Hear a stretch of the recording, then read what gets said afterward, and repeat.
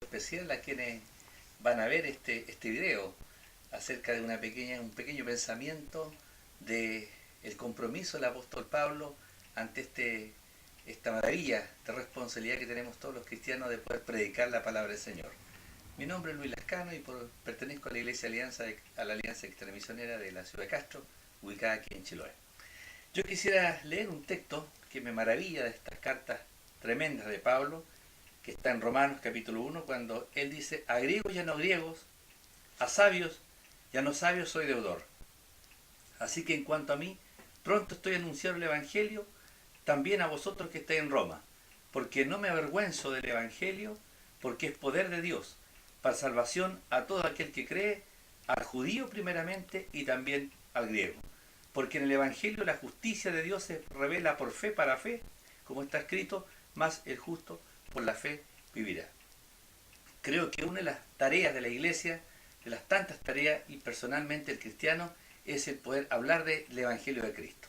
Todos sabemos que el Evangelio significa buenas noticias, salvación, donde el núcleo, el elemento básico del Evangelio lo constituye Cristo, y este muerto, resurrecto, y donde nos invita también a que podamos tener un encuentro real con Él a través del reconocimiento de nuestro pecado.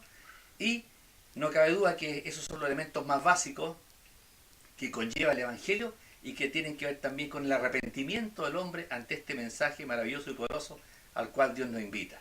Un Evangelio que no se constituye tan solo una oferta, sino en una gran demanda también para el ser humano. Pero bueno, el punto es cómo se sentía el apóstol Pablo, este hombre que dejó todo para poder seguir a este nombre glorioso de Jesús. Hay tres cosas que me llaman la atención del apóstol Pablo y su compromiso con el Evangelio. Primero, él se sentía deudor. Deudor sin duda por el tremendo cambio que hubo en su vida. Deudor porque él en un momento terminado de su vida había perseguido a los cristianos.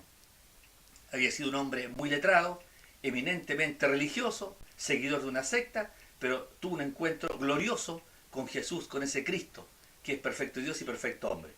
Y no cabía duda que todo lo que él sabía, todas sus competencias, sus habilidades, su doctorado, sus estudios tras los pies de los más grandes filósofos, eran desestimados y él se sentía deudor en relación al gran peso del Evangelio, al gran mensaje y la experiencia que él había tenido y el mensaje mismo de Cristo en su vida. De tal forma que él dice: yo soy deudor. Nosotros también somos deudor. ¿Hay una cuenta que pagar? Quizás no, ¿verdad? Porque la cuenta la pagó Jesucristo.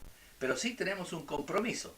Y somos deudores de comunicar, de ser partícipes de esta salvación, de ser mensajeros, de ser embajadores de Cristo para anunciar la virtud de aquel que nos llamó de las tinieblas a la luz admirable. Por eso él decía: yo soy deudor. Qué complejo es sentirse deudor. Qué complejo es cuando en la vida uno tiene una deuda. Porque la deuda molesta, la deuda nos incomoda, la deuda nos preocupa. Hay deudas que no se pueden pagar nunca. Pero esta deuda es una deuda maravillosamente con responsabilidad, porque significa que lo que de gracia hemos recibido, de gracia tenemos que también impartirlo a aquellos que nos rodean en el día a día. Por lo tanto, Pablo decía en primer lugar: yo me siento deudor, con griegos y no griegos, a sabios y a no sabios. En segundo lugar, dice también: en cuanto a mí, pronto estoy a anunciaros el Evangelio. La prontitud, la presteza, la inquietud de este hombre, la rapidez para no demorar un mensaje tan importante. Yo recuerdo en la historia antigua de Grecia, Roma, cuando las grandes noticias las llevaba un hombre que a pie corría. De ahí vienen algunas historias deportivas, la maratón, por ejemplo, donde en esa guerra o batalla, un hombre que corrió una cantidad tremenda de kilómetros hasta terminar con su vida. Había una prontitud por anunciar un resultado, una batalla, de un compromiso. Bueno, aquí el Evangelio, en cuanto a la responsabilidad que tiene el apóstol Pablo, él se siente que en forma pronta debe anunciar este Evangelio, sin demora. El Evangelio no requiere demora. Y qué maravilloso entender que los ángeles desearían tener parte en esta bendición. Los ángeles quisieran comunicar el Evangelio. pero en su infinita misericordia, Dios le ha placido, en su sabiduría, les ha placido entregarnos a nosotros esta gran comisión de que podamos comunicar el Evangelio. Por eso, a los hermanos que nos escuchan, no me dijo a la gente que no tiene a Cristo, sino al cristiano, que ha tenido una experiencia real con Cristo.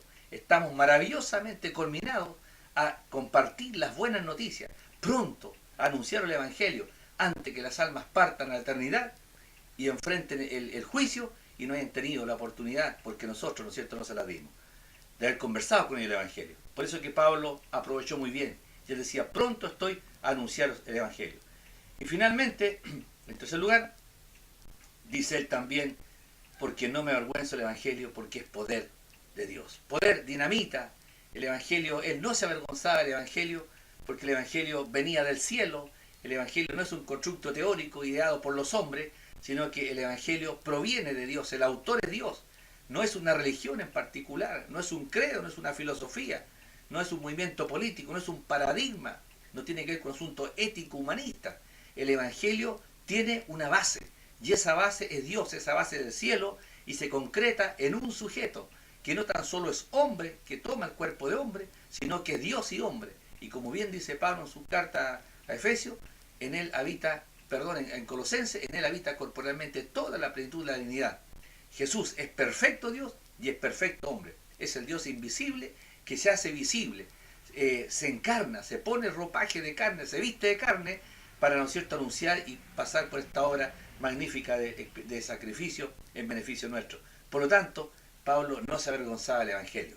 En un momento fue perseguidor de la iglesia, pero también en un momento y el resto de su vida, gasta su vida, va al martirio sin avergonzarse del Evangelio y presenta defensa ante autoridades sin transar el mensaje. Creo que en el tiempo de hoy, la iglesia emergente, la iglesia que está distribuida a través del tiempo, está siendo tocada por un humanismo, está siendo tocada por el gnosticismo. El antiguo gnosticismo humanista helénico sigue tocando a las iglesias y muchas veces se predica un evangelio que no es el evangelio de Cristo, el evangelio de la cruz, el evangelio que tiene que ver con la condición del hombre, que el hombre reconozca su condición de pecador, que el hombre pueda arrepentirse a través de la obra magnífica del Espíritu Santo y haya un nuevo nacimiento realmente en su vida. A veces se predica un evangelio espurio, un evangelio light, un evangelio simplista, una oferta, venga Dios y Dios le perdonará, le salvará, le sanará, llenará su bolsillo de recursos, no tendrá ningún problema. No es el evangelio que Cristo predicó, no es el evangelio que los apóstoles predicaron, que el mundo cristiano ha predicado en la historia. El evangelio tiene que ver con que un hombre que dijo ser Dios y lo probó, y lo dijo y lo probó con sus hechos, fue llevado a la cruz del Calvario. Y que por tu pecado, por mi pecado, voluntariamente se expuso a cargar el peso de toda la humanidad, de todas las generaciones, de Adán hasta el último de los tiempos, voluntariamente, y finalmente pudo cumplir la obra que el Padre le había encomendado. Y pudo decir, consumado es, y con ese consumado es significaba, Padre, la obra está lista, la tarea que tú me diste ha sido hecha, por lo tanto ahora queda abierto el camino para que el hombre irredento sin mí, sin Cristo, pueda alcanzar la gloria eterna y la salvación y el perdón de sus pecados. Invitamos a los hermanos, a los verdaderos cristianos, los invitamos a seguir navegando por las aguas del evangelio verdadero, no el evangelio espurio, no ese evangelio que se difunde o que se difusa confusamente, se presenta y que tiene que ver con otros elementos que no tienen nada que ver con el núcleo básico del evangelio. La cruz, el negarse a sí mismo y continuar siguiendo a este Jesucristo que vino y vive y reina por los siglos de los siglos. Y a los hermanos también y a los amigos que no conocen a Jesús, les invito también a que a través de la palabra de Dios incurran en la Biblia, vayan a la palabra y antes que sea demasiado